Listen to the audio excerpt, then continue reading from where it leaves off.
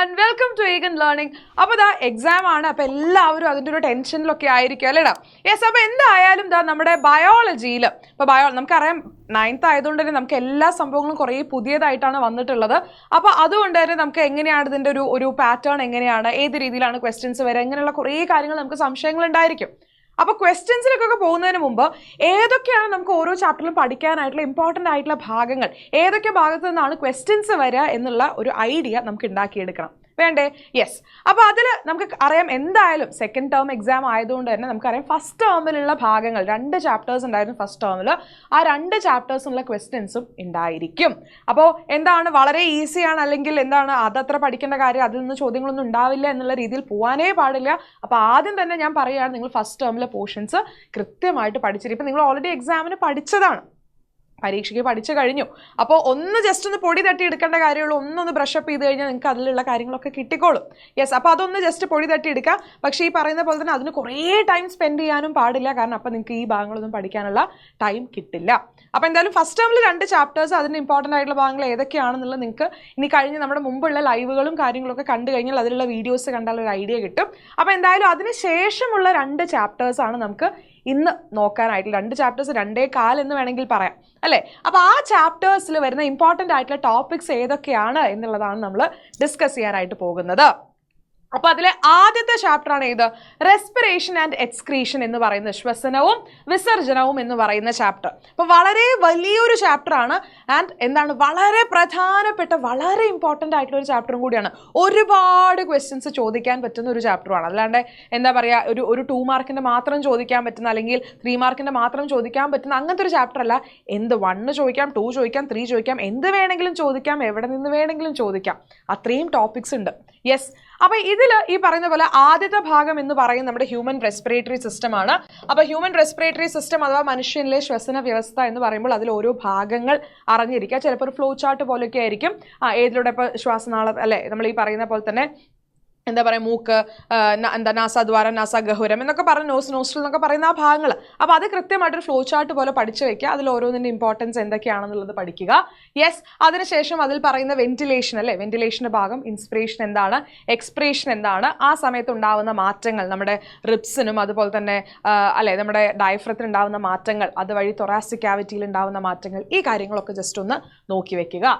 Yes, അത് കഴിഞ്ഞാൽ വളരെ ഇമ്പോർട്ടൻ്റ് ആയിട്ടുള്ള അടുത്ത ഭാഗമാണ് ആൽവിയോളാർ വാതക വിനിമയം അഥവാ ആൽവിയോളാർ എക്സ്ചേഞ്ച് ഓഫ് ഗ്യാസസ്. ഇതിൽ നിർബന്ധമായിട്ടും പഠിച്ചു വെക്കേണ്ടതാണ് ഓക്സിജനും അതുപോലെ തന്നെ കാർബൺ ഡൈ ഓക്സൈഡും എങ്ങനെയാണ് പോകുന്നത്. കാർബാമിനോ ഹിമോഗ്ലോബിനായിട്ട്, ഓക്സിജൻ ആണെങ്കിൽ ഓക്സി ഹിമോഗ്ലോബിനായിട്ട്. ഇനി എന്താ പറയുക, കാർബൺ ഡൈ ഓക്സൈഡ് ആണെങ്കിൽ തന്നെ 3 രീതിയിൽ 70%, 23% എന്നൊക്കെ പറഞ്ഞ് പെർസെൻറ്റേജും പറയുന്നുണ്ട്. അതും കൃത്യമായിട്ട് പഠിച്ചു വെക്കുക. പിന്നെ ഉള്ളതാണ് ഇത് കോശശ്വസനം അഥവാ സെല്ലുലാർ റെസ്പിറേഷൻ എന്ന് പറയുന്നത്. സെല്ലുലാർ റെസ്പിറേഷൻ ഷുവർ ക്വസ്റ്റ്യൻ ആണ്, എന്തായാലും എക്സാമിന് ഉണ്ടായിരിക്കും.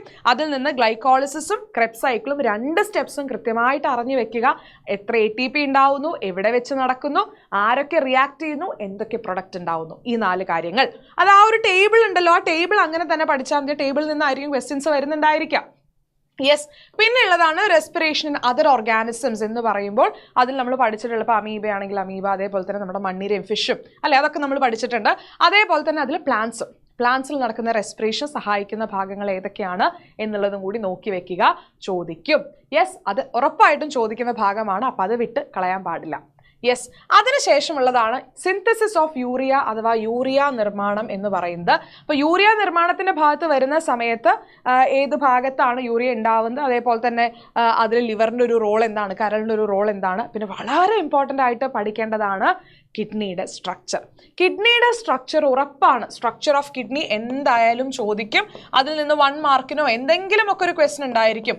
വൃക്കയുടെ ഘടന എന്ന് പറയുന്നത്. ഓക്കെ, വൃക്കയുടെ ഘടന, അപ്പോൾ അത് കൃത്യമായിട്ട് പഠിച്ചു വെക്കണം. അതിൽ നിന്ന് എന്തും ചോദിക്കാം. ഓരോ ഭാഗങ്ങൾ, കോർട്ടെക്സിൽ എന്താണ്, മെഡുല്ലയിൽ എന്താണ്, പിന്നെ ഏതിലൂടെയാണ്. ഇപ്പോൾ നമ്മൾ ഓരോ ഭാഗങ്ങൾ, അഫറൻറ്റ് വെസലുണ്ട്, ഇഫറൻറ്റ് വെസലുണ്ട്, അതേപോലെ തന്നെ ഗ്ലോമെറൂലസ് ഉണ്ട്, ബോമൻസ് ക്യാപ്സ്യൂൾ ഉണ്ട്, റീനൽ ട്യൂബ്യൂൾ അല്ലേ. അപ്പോൾ ഇങ്ങനെ ഓരോ ഭാഗങ്ങളും കൃത്യമായിട്ട് പഠിച്ചു വെക്കണം. അപ്പം ശേഖരണ നാളി അഥവാ കളക്ടിങ് ഡക്റ്റ് ഉണ്ട്, അപ്പോൾ അവിടേക്ക് എന്താണ് എത്തുന്നത്. അപ്പോൾ ഇങ്ങനെയുള്ള കാര്യങ്ങൾ കൃത്യമായിട്ട് അറിഞ്ഞു വെക്കുക. അതിൽ സ്ട്രക്ചേഴ്സ് ആണ് കൂടുതലും പഠിക്കേണ്ടത്. സ്ട്രക്ചർ ഓരോന്നും ഏതിലൂടെയൊക്കെ വരുന്നു എന്നുള്ള കാര്യങ്ങൾ, അല്ലെങ്കിൽ ബ്ലഡ് അകത്തേക്ക് വരുന്നത് അഫറൻറ്റിലൂടെയാണ്, പുറത്തേക്ക് പോകുന്നത് ഇഫറൻറ്റിലൂടെയാണ്, അങ്ങനെയുള്ള കാര്യങ്ങളാണ് അവിടെ പഠിക്കേണ്ടത്. പിന്നെ ഇതൊരു ഷുവർ ഷോർട്ട് ക്വസ്റ്റ്യൻ ആണ്. മൂത്ര രൂപീകരണം അഥവാ യൂറിൻ ഫോർമേഷൻ, അതിൻ്റെ 3 സ്റ്റെപ്സ് ഓരോന്നും, അൾട്രാ ഫിൽട്രേഷനും റീഅബ്സോർപ്ഷനും സെക്രീഷനും, അത് 3 ഓക്കെ.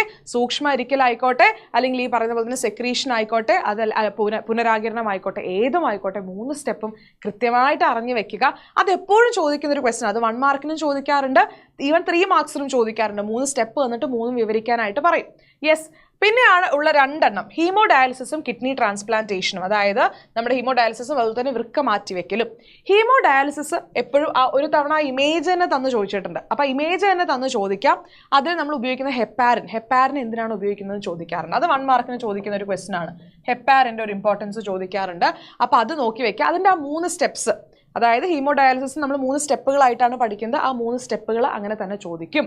വൃക്ക മാറ്റിവെക്കലാണെങ്കിലും അതെ, അതിൽ എന്തൊക്കെയാണ് നമ്മൾ ശ്രദ്ധിക്കേണ്ട കാര്യങ്ങൾ എന്നുള്ളതും ചോദിക്കാറുണ്ട്. ആൻഡ് ഫൈനലി എന്താണ്, വിസർജനം മറ്റു ജീവികളിൽ അഥവാ എക്സ്ക്രീഷൻ ഇൻ അതർ ഓർഗാനിസംസ്. അത് ഈ പറയുന്ന പോലെ തന്നെ മറ്റ് ആനിമൽസിലായിക്കോട്ടെ, അതല്ലെങ്കിൽ പ്ലാന്റ്സിലായിക്കോട്ടെ, അതിലെങ്ങനെയാണ് എക്സ്ക്രീഷൻ നടക്കുന്നത്, അതിനുവേണ്ടി സഹായിക്കുന്ന എക്സ്ക്രീറ്ററി ഓർഗൻസ് എന്തൊക്കെയാണ്, ഏതൊക്കെയാണ് എക്സ്ക്രീറ്ററി പ്രോഡക്റ്റ്, അത് ആ ഒരു ടേബിൾ, ആനിമൽസിൻ്റെ ആണെങ്കിലും ടേബിൾ ഉണ്ട്, പ്ലാന്റ്സിൻ്റെ ആണെങ്കിലും ഏതൊക്കെയാണെന്നുള്ളത് നോക്കുക. ആൻഡ് ഫൈനലി അതിലൊരു കാര്യം കൂടി, ഹോമിയോസ്റ്റാസിസ്, സമസ്ഥിതി പാലനം കൂടി ചോദിക്കും. ഹോമിയോസ്റ്റാസിസിൽ അവസാനം നിങ്ങൾക്കൊരു ടേബിൾ തന്നിട്ടുണ്ട്, അല്ല ഒരു ടേബിൾ, ഒരു വലിയൊരു ഫ്ലോ ചാർട്ട് പോലെയുള്ള ഒരു വലിയൊരു പിക്ചർ, ടേബിൾ ഒരു പിക്ചർ തന്നിട്ടുണ്ട്. ഓരോ ഭാഗത്തിനും, ഇപ്പം കരളിനും അല്ലെ, കരളിന് എന്താണ്, ത്വക്കിന് എന്താണ്, വൃക്കയ്ക്ക് എന്താണ് റോള്, അങ്ങനെ ഓരോന്നിൻ്റെയും റോള്, ശ്വാസകോശത്തിൻ്റെ റോൾ എന്താണ്, ഓരോന്നിൻ്റെയും പങ്ക് എന്താണ്, സമസ്ഥിതി പാലനത്തിന് ഇവരെല്ലാവരും ഏത് രീതിയിലാണ് സഹായിക്കുക, കിഡ്നി എങ്ങനെയാണ്, അല്ലെങ്കിൽ ലിവർ എങ്ങനെയാണ്, സ്കിൻ എങ്ങനെയാണ്. അപ്പോൾ ആ കാര്യം കൃത്യമായിട്ട് പഠിച്ചു വയ്ക്കുക. അത് ചിലപ്പോൾ എക്സാമിന് ചോദിക്കും. അത് ശരിക്കും പറഞ്ഞാൽ എക്സാമിന് ചോദിക്കാൻ വേണ്ടി വെച്ച ഒരു ഭാഗം പോലെയാണ് ആ ഒരു പോർഷൻ എന്ന് പറയുന്നത്. അതുകൊണ്ട് അത് വിട്ടുകളയാൻ പാടില്ല. യെസ്. പിന്നെ ഒരു ജനറൽ ക്വസ്റ്റ്യൻ ചോദിച്ചാലായി നമുക്ക് എന്താണ് ഇന്റേണൽ ആൻഡ് എക്സ്റ്റേണൽ എൻവയോൺമെന്റ് രണ്ടും ഒരേപോലെ ഹെൽത്തിയായി കൊണ്ടുപോകേണ്ട ആവശ്യം എന്താണ് എന്നുള്ളൊരു ജനറൽ ക്വസ്റ്റ്യൻ ചോദിക്കാം. യെസ്. അത്രയാണ് റെസ്പിറേഷൻ ആൻഡ് എക്സ്ക്രീഷൻ എന്ന് പറയുന്ന ചാപ്റ്ററിൽ നിന്നും ഉണ്ടായിരിക്കുക. യെസ്. അടുത്തതാണ് ഇത് ബിഹൈൻഡ് മൂവ്മെന്റ്സ് എന്ന് പറയുന്ന അടുത്ത വളരെ പ്രധാനപ്പെട്ട മറ്റൊരു ചാപ്റ്റർ, ചലനത്തിന് പിന്നിൽ എന്ന് പറയുന്ന ചാപ്റ്റർ. അപ്പോൾ ഇതിൽ ആദ്യം ചോദിക്കുന്നതായിരിക്കും ഡൈവേഴ്സിറ്റി ഇൻ മൂവ്മെന്റ് അഥവാ ചലന വൈവിധ്യം ചോദിക്കും. ഏതൊക്കെയാണ് ഡിഫറെൻറ്റ് ടൈപ്സ്, ഇപ്പോൾ ഈ പറഞ്ഞ ചലനത്തിന് അല്ലെങ്കിൽ മൂവ്മെന്റിന് സഹായിക്കുന്ന ഡിഫറെൻറ്റ് ഭാഗങ്ങൾ ഏതൊക്കെയാണ്, പാർട്സ് ഏതൊക്കെയാണെന്ന് ചോദിക്കും. ഓരോ ജീവികൾ, ഇപ്പോൾ സീലിയ ഉണ്ട്, ഫ്ലജല്ലം ഉണ്ട്, അല്ലെ, ആ കാര്യങ്ങളൊക്കെ ചോദിക്കാം. യെസ്. അപ്പോൾ ആ ഒരു ചലന വൈവിധ്യം കൃത്യമായിട്ട് പഠിച്ചു വെക്കുക. അതിനുശേഷം വിവിധ തരം പേശികൾ അല്ലെങ്കിൽ types of muscles, very very very important. ഇതിൽ പ്രത്യേകിച്ചും ചോദിക്കുന്നതാണ് നമ്മുടെ കാർഡിയാക് മസിലും അല്ലെ, ഹൃദയപേശി, അതേപോലെ തന്നെ സ്മൂത്ത് മസിലും. കാർഡിയാക് മസിലുണ്ട്, സ്മൂത്ത് മസിലുണ്ട്, ഒരു മസിലും കൂടി ഉണ്ടല്ലോ, ഹൃദയപേശിയുണ്ട്, മിനുസപേശിയുണ്ട്, അതുപോലെ തന്നെ ഏതാ ഒന്നും കൂടി, കാർഡിയാക് മസിലുണ്ട്, സ്മൂത്ത് മസിലുണ്ട്, വേറെ ഒന്നും കൂടി നമ്മൾ പഠിച്ചല്ലോ. എന്തായാലും ഇപ്പം എനിക്കത് റീകളക്ട് ചെയ്യാൻ പറ്റില്ല, പക്ഷേ എന്തായാലും ആ 3 മസിൽസ് ഒരെണ്ണം കൂടി ഉണ്ടല്ലേ. അപ്പോൾ അത് 3ഉം ഉറപ്പായിട്ടും എക്സാമിന് ചോദിക്കുന്നുണ്ടായിരിക്കും. അപ്പോൾ അത് കൃത്യമായിട്ട് എന്ത് ചെയ്യുക, നിങ്ങൾ നോക്കി വെക്കുക കേട്ടോ, കാരണം അത് എക്സാമിന് ചോദിക്കുന്ന ഒരു ഭാഗമാണ്. അപ്പോൾ അത് മറക്കരുത്. യെസ്. പിന്നെ ഇതെങ്ങനെ വെച്ചെങ്കിൽ ഏത് ഭാഗത്താണ് കാണുന്നത്, ഹൃദയപേശി എവിടെ കാണുന്നു, ഹൃദയപേശി എവിടെ കാണും, അതല്ലാന്നുണ്ടെങ്കിൽ മിനുസപേശി എവിടെ കാണും, ഹൃദയപേശി എവിടെ കാണുന്നു, അല്ലെങ്കിൽ മിനുസപേശി എവിടെ കാണുന്നു. യെസ്. ഇനി അതേപോലെ തന്നെ skeletal muscle. Yes, skeletal muscle. Yes. അപ്പോൾ ഇത് 3 എവിടെ കാണുന്നു, ഇതിൻ്റെ റോൾ എന്താണ് എന്നുള്ളതും കൂടി ചോദിക്കാറുണ്ട്. യെസ്. പിന്നെ അതിൽ ചോദിക്കുന്നത് വളരെ ഇമ്പോർട്ടൻ്റ് ആയിട്ടുള്ള ഭാഗമാണ് ഇത്, സ്കെലിറ്റൽ സിസ്റ്റം അഥവാ അസ്ഥി വ്യവസ്ഥ എന്ന് പറയുന്നത്. ഇതിൽ ആക്സിയലും അപ്പൻഡിക്കുലാറും രണ്ടും പഠിക്കാം. ആക്സിയലും അതേപോലെ തന്നെ അപ്പൻഡിക്കുലാറും. അതിൽ എണ്ണം ചോദിക്കാറുണ്ട്, എക്സാമിന് റിപ്പീറ്റഡ് ആയിട്ട് ചോദിക്കുന്നതാണ്. ഇതിൻ്റെ രണ്ടിൻ്റെയും നമ്പേഴ്സ്, എത്ര എണ്ണമുണ്ട് ഓരോന്നും, റിപ്സ് എത്ര എണ്ണം ഉണ്ട്, അങ്ങനെ ആ ഭാഗങ്ങളില്ലേ. അപ്പോൾ അത് കൃത്യമായിട്ടൊന്ന് നിങ്ങൾ നോട്ട് ചെയ്ത് വെക്കുക. അത് ചിലപ്പോൾ ചോദിക്കും, അത് പരീക്ഷയ്ക്ക് മുമ്പ് ചോദിച്ച് കണ്ടിട്ടുണ്ട്. യെസ്. സ്കെലിറ്റൽ സിസ്റ്റത്തിൽ പിന്നെ ചോദിക്കുന്നുണ്ടായിരിക്കും ഈ പറയുന്ന പോലെ ബോൺസ് അല്ലേ, ബോൺ അല്ലെങ്കിൽ അസ്ഥി. യെസ്, അസ്ഥിയെ പറ്റി ചോദിക്കും. ഇനി അതേപോലെ തന്നെ ജോയിൻസ് അല്ലേ, ജോയിൻസിനെ പറ്റിയിട്ട് ചോദിക്കും. അപ്പോൾ ആ കാര്യങ്ങൾ കൃത്യമായിട്ട് നോക്കി വയ്ക്കുക. ആ ഭാഗത്തൊക്കെ അതിൻ്റെയൊക്കെ ഒരു എന്താ പറയുക, ഇപ്പോൾ ബോണിന് അസ്ഥിനെ ചുറ്റിപ്പറ്റിയുള്ള കവറിങ് ഏതാണ്, പെരിയോസ്റ്റിയമാണ്. അപ്പോൾ അങ്ങനെയുള്ള കാര്യങ്ങളൊക്കെ ഒന്ന് നോക്കി വയ്ക്കുക. 1 മാർക്കിനൊക്കെ ചോദിക്കും. യെസ്. മസിൽസ് ആൻഡ് എക്സസൈസ്, ഇതൊരു ജനറൽ ക്വസ്റ്റ്യൻ പോലെ ചോദിക്കുന്നതായിരിക്കും. എന്തിനാണ് വ്യായാമത്തിൻ്റെ പ്രാധാന്യം, എന്താണ് വ്യായാമം ചെയ്യുന്നത് കൊണ്ട് എന്തൊക്കെ ഗുണങ്ങളാണുള്ളത് എന്നുള്ളൊരു ജനറൽ ക്വസ്റ്റ്യൻ കൂടി അതിൽ നിന്ന് എക്സ്പെക്ട് ചെയ്യാം. യെസ്, ആൻഡ് വളരെ പ്രധാനപ്പെട്ട ഭാഗമാണ് ഡിസോർഡേഴ്സ് എന്ന് പറയുന്നത്. അസ്ഥികളുടെയും പേശികളുടെയും തകരാറുകൾ, മസിൽസിന്റെയും അതുപോലെ തന്നെ ഈ പറയുന്ന പോലെ തന്നെ ബോൺസിന്റെ ഒക്കെ ഡിസോർഡേഴ്സ്, ഓസ്റ്റിയോപോറോസിസും അതൊക്കെ പഠിക്കുന്നില്ലേ? അപ്പോൾ ആ ഭാഗങ്ങൾ ചോദിക്കും. യെസ്, അത് ചോദിക്കാറുണ്ട്. സ്പ്രെയിൻ ഒക്കെ വരുന്നത് ചോദിക്കാറുണ്ട്. അപ്പോൾ അത് കൃത്യമായിട്ട് നോക്കി വെക്കുക. ഡിസോർഡേഴ്സ് 4 എണ്ണമാണ്, 4 എണ്ണവും പഠിച്ചു വെക്കണം. ചിലപ്പോൾ നിങ്ങൾക്ക് ഡിസോർഡേഴ്സിന് സിംറ്റംസ് മാത്രം തന്നിട്ട് അത് ഏതാണെന്നായിരിക്കും ചോദിക്കുന്നുണ്ടായിരിക്കാം, അത് പഠിക്കുക. ആൻഡ് ഫൈനലി ഏതാണ്? Movements in plants, very important. സസ്യങ്ങളിലെ ചലനം എന്തായാലും എക്സാമിന് ചോദിക്കും, എന്തായാലും പരീക്ഷയ്ക്ക് ചോദിക്കും. ഏതെങ്കിലും ട്രോപ്പിക് ആയിക്കോട്ടെ, നാസ്റ്റിക് ആയിക്കോട്ടെ, ഫോട്ടോട്രോപ്പിസോ കീമോട്രോപ്പിസോ ഹാപ്റ്റോട്രോപ്പിസോ ഏതെങ്കിലും ചോദിക്കും. വളരെ വളരെ വളരെ ഇമ്പോർട്ടൻ്റ് ആയിട്ടുള്ള ഭാഗമാണ്. യെസ്, അപ്പോൾ ഇത്രയും കാര്യങ്ങളാണ് ഈ ബിഹൈൻഡ് മൂവ്മെന്റ്സ് എന്ന് പറയുന്ന ഈ ഒരു ചാപ്റ്ററിൽ ഉള്ളത്.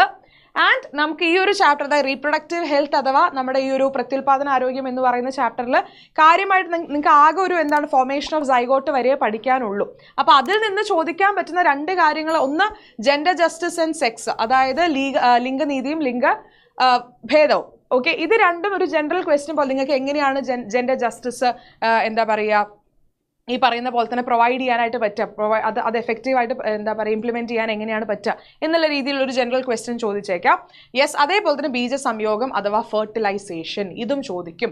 ഫെർട്ടിലൈസേഷൻ എവിടെ വെച്ച് നടക്കുന്നു, അതിൽ എന്ത് മാറ്റമാണ് നടക്കുന്നത്, അല്ലെ? സ്പേം വരുന്നു, അതേപോലെ തന്നെ സ്പേം വന്നിട്ട് ഓവത്തിനെ ആയിട്ട് ഫ്യൂസ് ചെയ്യുന്നു, സൈഗോട്ട് ഉണ്ടാവുന്നു. ആൻഡ് ആ ഒരു ഡയഗ്രാം നിങ്ങൾക്ക് ഫോർമേഷൻ ഓഫ് സൈഗോട്ട്, അല്ലേ? ഫോർമേഷൻ ഓഫ് സൈഗോട്ടിന്റെ ഫോർമേഷൻ ഒരു പിക്ചർ നിങ്ങൾക്ക് തന്നിട്ടുണ്ട്. അപ്പോൾ ആ പിക്ചർ വെച്ചിട്ട് വേണം, ആ പിക്ചർ വെച്ചിട്ട് തന്നെ പഠിക്കുക. അത് വെച്ചിട്ട് ചിലപ്പോൾ മാർക്ക് ചെയ്യാനായിട്ട് ചോദിക്കും. ഇത് ഏതാണ്, ബ്ലാസ്റ്റോസിസ്റ്റ് ആണോ അല്ലെങ്കിൽ മോറുലയാണോ, ആ കാര്യങ്ങളൊക്കെ ചോദിക്കും. സൈഗോട്ടാണോ, അപ്പോൾ അങ്ങനെയുള്ള കാര്യങ്ങളൊന്ന് മാർക്ക് ചെയ്യാനായിട്ട് ചിലപ്പോൾ ചോദിച്ചേക്കാം. അതുകൊണ്ട് ആ പിക്ചറും കൂടി നോക്കിയിട്ട് പോവാം. യെസ്, ഓക്കെ, അപ്പോൾ അത്രയാണ് നമ്മുടെ ഈ ഒരു ചാപ്റ്റേഴ്സിൽ നമുക്ക് പഠിക്കാനായിട്ട് ഉള്ളത്. അപ്പോൾ ഇത് കൂടാതെ ഞാൻ പറഞ്ഞ പോലെ തന്നെ ഏതാണ് ഫസ്റ്റ് ചാപ്റ്റേഴ്സിലുള്ളതും ഉണ്ടായിരിക്കും. ഫസ്റ്റ് 2 ചാപ്റ്റേഴ്സും പഠിക്കുക.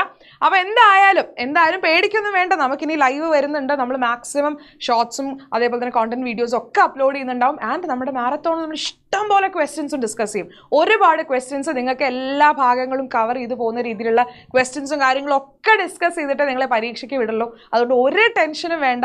ഏകൻ നിങ്ങളുടെ കൂടെ തന്നെ ഉണ്ട്. അപ്പോൾ അങ്ങനത്തെ യാതൊരു ടെൻഷൻ, അയ്യോ എക്സാം ടഫാവോ, എനിക്ക് എഴുതാൻ പറ്റില്ലേ, എങ്ങനെയുള്ള ക്വസ്റ്റ്യൻ ആവും, അങ്ങനെയുള്ള കുറേ സംശയങ്ങളുണ്ടാവും. ഒരു പേടിയും വേണ്ട, എളുപ്പമായിരിക്കും. ആൻഡ് ഇപ്പോഴാണ് ഞാൻ ഓർത്ത് ഒരു കാര്യം കൂടി പറയാം. നമ്മുടെ ഈ ഒരു സ്കെലിറ്റൽ സിസ്റ്റം വരുന്ന സ്ഥലത്ത് നമ്മുടെ ഡിഫറെൻറ്റ് സ്ട്രക്ചറൽ ഫ്രെയിംവർക്ക് ഇല്ലേ, സ്ട്രക്ചറൽ ഫ്രെയിംവർക്ക് അത് ചോദിക്കും കേട്ടോ. സ്ട്രക്ചറൽ ഫ്രെയിംവർക്ക് അതായത് നമ്മുടെ ഈ പറയുന്ന പോലെ തന്നെ എൻഡോസ്കെലിറ്റനും എക്സോസ്കെലിറ്റനും ഹൈഡ്രോസ്കെലിറ്റനും, അത് ഞാൻ പെട്ടെന്ന് ഓർമ്മ വന്നപ്പോൾ പറഞ്ഞാണ്.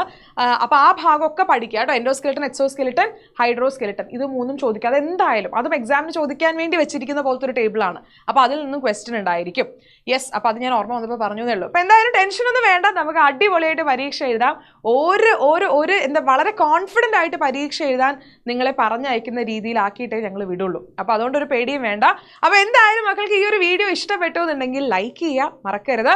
ആൻഡ് ചാനൽ സബ്സ്ക്രൈബ് ചെയ്യാനായിട്ട് മറക്കുകയും ചെയ്യരുത്. കാരണം ഇനി വരുന്ന ഷോർട്സും കോണ്ടന്റ് വീഡിയോസും ഒക്കെ പെട്ടെന്ന് നിങ്ങൾക്ക് കാണണം എന്നുണ്ടെങ്കിൽ അത് വന്നു എന്നുള്ള വരുമ്പോൾ തന്നെ നിങ്ങൾക്ക് കാണണ്ടേ. അപ്പോൾ നിങ്ങൾ എന്ത് ചെയ്യുക, ആ ഒരു നോട്ടിഫിക്കേഷൻ ബട്ടൺ ഓൺ ആക്കിയിട്ട് വെക്കുക കേട്ടോ.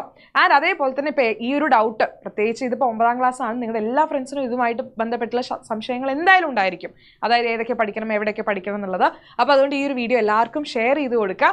ആൻഡ് ഈ വീഡിയോ നിങ്ങൾക്ക് ഇഷ്ടപ്പെട്ടു എന്നുണ്ടെങ്കിൽ നിങ്ങൾ താഴെ കമൻറ്റ് ചെയ്യുക. അല്ലെങ്കിൽ നിങ്ങൾക്ക് ഏതെങ്കിലും ഭാഗം സംശയമുണ്ട്, അല്ലെങ്കിൽ കുറച്ചും കൂടി അതിൽ നിന്നുള്ള ചോദ്യങ്ങൾ നമ്മുടെ മാരത്തോണിന് ആഡ് ചെയ്യണം എന്നുണ്ടെങ്കിൽ നിങ്ങൾ ആ കാര്യം കൂടി ഒന്ന് താഴെ കമൻറ്റ് ചെയ്യുക. അപ്പോൾ എന്തായാലും അത് നമ്മൾ കൺസിഡർ ചെയ്യുന്നുണ്ടായിരിക്കും. അത് അങ്ങനെ തന്നെയായിരിക്കും നമ്മുടെ ലൈവിൽ ക്വസ്റ്റ്യൻസും ആഡ് ചെയ്യുന്നുണ്ടായിരിക്കാം. ഓക്കെ, അപ്പോൾ അങ്ങനെയാണെന്നുണ്ടെങ്കിൽ നമുക്ക് ഇനി അടുത്തൊരു വീഡിയോയിൽ കാണാം. Till then all the best and by.